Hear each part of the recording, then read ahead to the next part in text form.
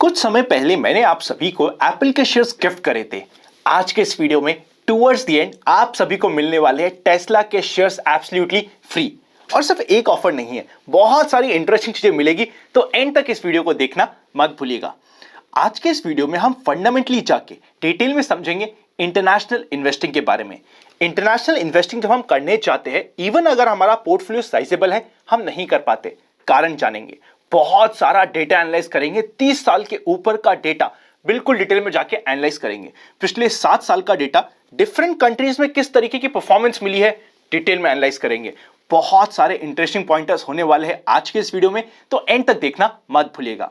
अगर मैं स्टार्टिंग में आपको एक एग्जाम्पल से समझाने की कोशिश करूं, अभी ये वीडियो आप कहां पे देख रहे हैं? यूट्यूब पे। उसी के साथ साथ आप मूवीज कहां देखते हैं? कभी ना कभी आपने नेटफ्लिक्स यूज किया होगा, चाहे आपके पास एंड्रॉइड फोन हो या फिर हो iOS। आपने कभी ना कभी यूज तो जरूर किया होगा अमेजॉन को बाय करने के लिए। अगर फोन बाय नहीं किया तो कुछ और बाय करने के लिए यूज किया होगा। इन सभी में एक सिमिलर पैटर्न है, पता है क्या? ये सारी की सारी यूएस बेस्ड कंपनीज है। यूएस में टेक्नोलॉजी इतनी जल्दी बढ़ रही है, आपको और हमें ये मानना पड़ेगा। हम लोग उनके प्रोडक्ट्स तो यूज कर रहे हैं, पर क्या किसी तरीके से वहां पे इन्वेस्टमेंट करने में हमारे लिए कुछ बेनिफिट भी है? क्या हम कर भी सकते हैं? हर एक सवाल जो आपके दिमाग में है, मिल जाएगा आंसर आज के इस वीडियो में। मेरा नाम है अनंत Ladda, CFA CA CFP LLB। चलिए शुरू करते हैं एक एक पॉइंट को डिटेल में जाके समझना।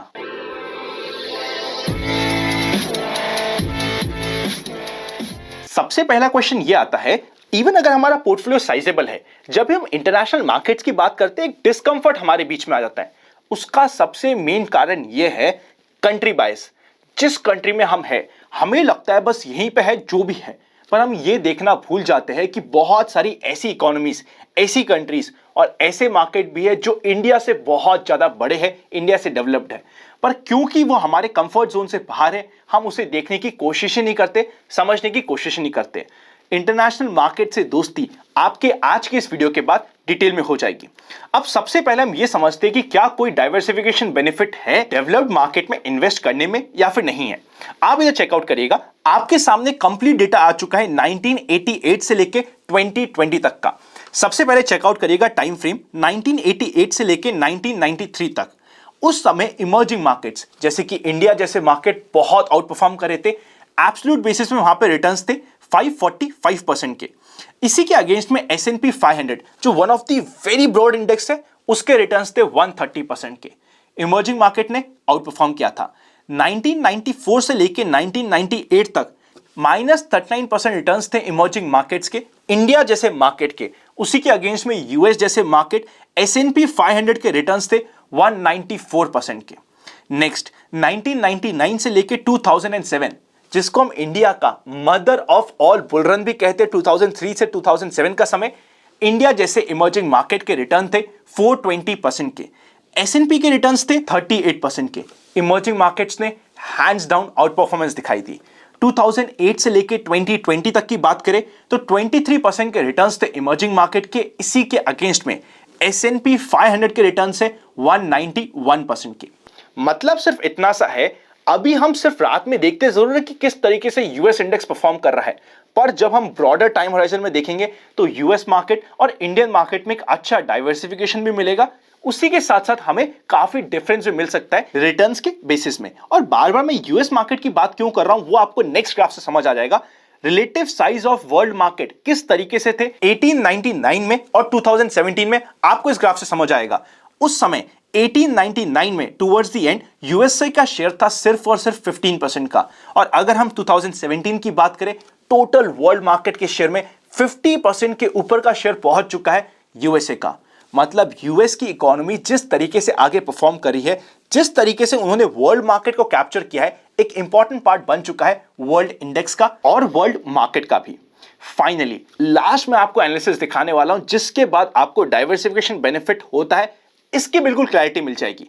यहां पे मैंने आपको 2015 से लेके 2020 तक बहुत सारी कंट्रीज के मार्केट किस तरीके से परफॉर्म करे आपके सामने प्रेजेंट किया है। 2015 में चलते हैं सबसे पहले। वैसे तो आप चाहे ना इस कंप्लीट ग्राफ को बाद में अपने आप एनालाइज कर सकते हैं, आपके लिए कुछ एनालिसिस मैं कर देता हूं। 2015 में स्विट्जरलैंड अंडर परफॉर्म किया था, इंडोनेशिया, इंडिया और ब्राजील बहुत अंडर परफॉर्म कर रहे थे। इसी के अगेंस्ट में जर्मनी, फ्रांस, जापान जैसी इकोनॉमी आउट परफॉर्म करी थी। 2016 में ब्राजील जो पहले अंडर परफॉर्म किया था, अगले ही साल में आउट परफॉर्म किया। इंडोनेशिया, रशिया, उसी के साथ साथ जर्मनी आउट परफॉर्म कर रहे थे और इसके अगेंस्ट में सिंगापुर, जापान जैसी इकोनॉमी अंडर परफॉर्म करी थी। अगर हम रिसेंटली 2020 की बात करें तो यहां पे फ्रांस ने अंडर परफॉर्म किया था, रशिया ने, स्विट्जरलैंड ने अंडर परफॉर्म करा था। साउथ कोरिया, जापान, इंडिया के साथ साथ यूएसए था बिगेस्ट आउट परफॉर्मर। आप देख सकते हो जो विनर इकोनॉमी है, जिस तरीके से हम बात करते हैं कि सेक्टर शिफ्ट होते, विनर इकोनॉमी और विनर स्टॉक्स भी शिफ्ट होते जाते हैं वर्ल्ड मार्केट में अक्रॉस। इसीलिए हमें डाइवर्सिफिकेशन बेनिफिट के लिए इंटरनेशनल मार्केट के बारे में सोचना, एटलीस्ट जस्ट समझना कि क्या कुछ बेनिफिट हो भी सकता है, सोचना जरूरी हो जाता है। स्पेशली अगर हमारा पोर्टफोलियो एक बड़ी साइज का हो चुका है। अगर हम थोड़ा बहुत इन्वेस्टमेंट करने का प्लान करें और सीखने की कोशिश करें तो हमारे लिए बेनिफिशियल हो सकता है, यह हमें डेटा बता रहे हैं। सेकेंड इंपॉर्टेंट पॉइंट आता है, जिस भी कंट्री में हम इन्वेस्ट कर रहे हैं उस कंट्री की करेंसी वर्सेस इंडियन करेंसी किस तरीके से परफॉर्म कर रही है, उसके ऊपर भी आपके रिटर्न्स डिपेंड करते हैं। अगर हम यूएस मार्केट की बात करें तो $1 की वैल्यू थी 46.7 2011 में। आज के दिन वो बढ़ते बढ़ते वापस से पहुंच चुकी है 75 के ऊपर। बीच में कोविड के समय में ऐसा हुआ था कि रुपये अप्रिशिएट करना स्टार्ट हो गया था, जिसकी वजह से इंडियन मार्केट में बहुत बड़ा पैसा भी आना स्टार्ट हो गया था। पर वापस से साइकिल नॉर्मलाइज हो रही है, रुपी डेप्रिशिएट हो रहा है, यूएस की करेंसी अप्रिशिएट हो रही है। इस सिनेरियो में आपको करेंसी का बेनिफिट मिलता है over and above the stock returns. मतलब सिंपल सी बात यह है, जिस भी कंट्री की इकोनॉमी में आप इन्वेस्ट कर रहे हैं, मार्केट में इन्वेस्ट कर रहे हैं, अगर वहां की करेंसी स्ट्रेंथन होती है तो आपको एडिशनल बेनिफिट मिलता है। और इंडिया वर्सेस यूएस की बात करें, एटलीस्ट फॉर कंफर्टेबल टाइम हम ये एक्सपेक्ट कर सकते हैं कि यूएस की करेंसी अप्रिशिएट होने के ज्यादा चांसेस बने हुए हैं। आई होप यहां तक आपको बेसिक्स क्लियर हो पा रहे होंगे। अगला क्वेश्चन ये आएगा कि यूएस में अगर हम इन्वेस्ट करेंगे, गूगल हो चाहे नेटफ्लिक्स हो, बहुत कॉस्टली शेयर्स है, कई बार हमारे पोर्टफोलियो का एक मेजर चंक ही वहां पे शिफ्ट हो जाएगा, तो हम कैसे बाय करें। यहां पे एक इंटरेस्टिंग पॉइंट है, यूएस मार्केट में आप चाहे तो ₹100 का भी स्टॉक में इन्वेस्ट कर सकते हैं, पार्शियल स्टॉक को बाय करने का आपके पास ऑप्शन आ जाता है। साथ ही साथ पहले यूएस मार्केट में इन्वेस्ट करना एक कॉम्प्लिकेटेड प्रोसेस था। अकाउंट ओपनिंग फीस थे, चार्जेस थे, उसी के साथ साथ जो एक्सचेंज रेट हमें मिलती थी वो काफी पुअर मिलती थी। कई बार हमें बैंक के थ्रू ऑफलाइन प्रोसेस को पूरा करना पड़ता था, जिसमें काफी टाइम भी लग जाता था। आज के दिन ये सारी की सारी प्रॉब्लम हमारे लिए सॉल्व हो जाती है बिकॉज ऑफ अ ऐप जिसे मैं भी यूज कर रहा हूं, IND मनी। IND मनी पे सारा का सारा काम, आपके इन्वेस्टमेंट से लेके इवन रिडम्पशन तक का सब कुछ ऑनलाइन होता है। यहां पे कोई भी आपको कमीशन नहीं लगते, कोई भी चार्जेस नहीं लगते, कोई भी वन टाइम फ्लैट फीस नहीं लगती है।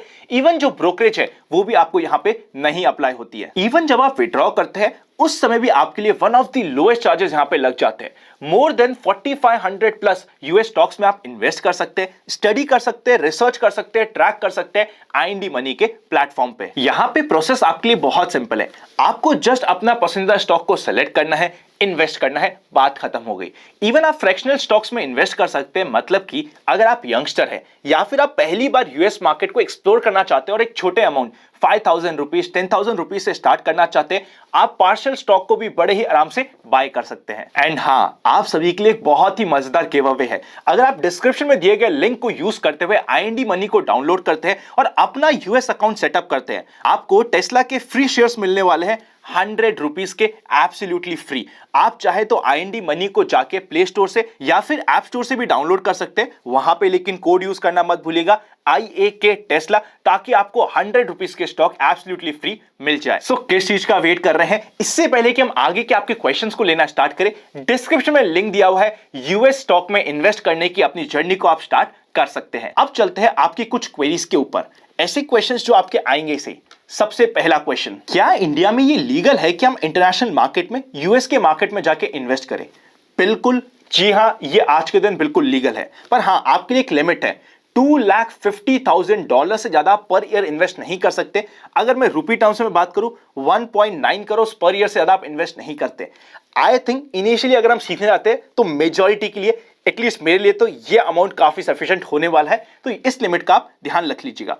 नेक्स्ट इंपॉर्टेंट क्वेश्चन है कि अगर हम इंटरनेशनल मार्केट में इन्वेस्ट करते हैं, आईएनडी मनी से इन्वेस्ट करते हैं, क्या कोई मिनिमम लिमिट है जो हमें बाय करना ही पड़ेगा? So answer is no. $0.01 से भी आप इन्वेस्टमेंट स्टार्ट कर सकते हैं, तो लिटरली एज सच कोई भी आपके सामने लिमिट नहीं है। एंड फाइनल इंपॉर्टेंट क्वेश्चन कि अरे अगर हम इंटरनेशनल मार्केट में या यूएस के मार्केट में फॉर द टाइमिंग इन्वेस्ट कर रहे हैं, वहां का मार्केट आज क्या है? इंडिया में तो 9:15 से लेके 3:30 का टाइम है। इंटरनेशनल मार्केट में या यूएस के मार्केट में टाइम क्या है? यूएस मार्केट का टाइम होता है हमारे लिए 7 PM से लेके रात के 1:30 बजे तक। पर यहां पे अगर आप आईएनडी मनी को यूज करते हैं, आप पहले से ऑर्डर पंच करके रख सकते हैं, वो आपके पास हमेशा ऑप्शन हो जाता है। आई होप ये पहला बेसिक वीडियो था जहां पे हमने क्रंचिंग करके एक एक चीजों को समझने की कोशिश करी। आपको मजा आया होगा। अगर मजा आए तो लाइक करे बिना मत जाइएगा। इन्वेस्ट करने से पहले अपनी सूटेबिलिटी के बारे में सोचना मत भूलिएगा। आपके लिए सूटेबल है वही काम करेगा, आपकी रिस्क प्रोफाइल को मैच करता है वही काम करेगा। हमेशा एक चीज ध्यान रखिएगा, everything works in this market. आपको देखना है कि आपके लिए सबसे अच्छा वर्क कौन सा करता है, उसी टूल को यूज कीजिएगा। Happy learning and I will see you very soon. सारे के सारे इंपॉर्टेंट लिंक्स आपको डिस्क्रिप्शन में मिल जाएंगे। आईएनडी मनी को by the way already 3 million से ज्यादा इंडियन यूजर्स यूज कर रहे हैं, तो आप भी इसे यूज करके अपनी फाइनेंशियल जर्नी को अपडेट करना और कंप्लीटली ट्रांसफॉर्म करना मत भूलिएगा। Happy learning.